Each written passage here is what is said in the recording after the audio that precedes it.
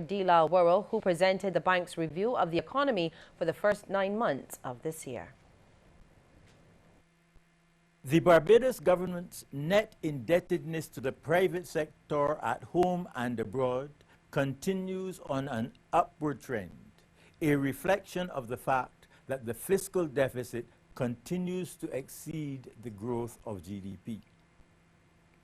The net public sector debt to GDP, which was no more than 28% in 2008, has now risen to 68%.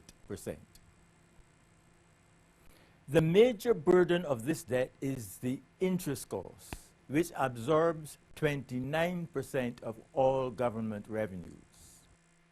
Dr. Worrell also gave an update on the expenditure situation and efforts to stay on course to meet deficit targets. Total expenditure increased primarily because of an additional $17 million in domestic interest payments and a $20 million increase in transfers to public institutions. The tax changes being implemented are forecast to yield $81 million in additional revenue in the second half of the fiscal year. Tight controls on government's expenditure will be maintained to stay on course for the fiscal year target deficit of 4% of GDP.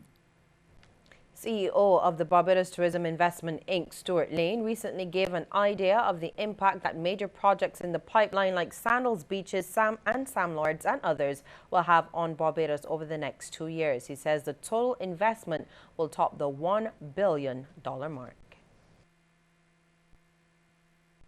And here is what it means for the economy of Barbados. Direct jobs, 4,528. Total contribution to GDP, $876 million US dollars. Total employment, directly and indirectly, 14,800 jobs.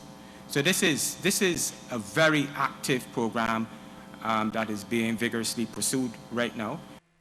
And here now is a look at how stocks traded on selected exchanges across our region.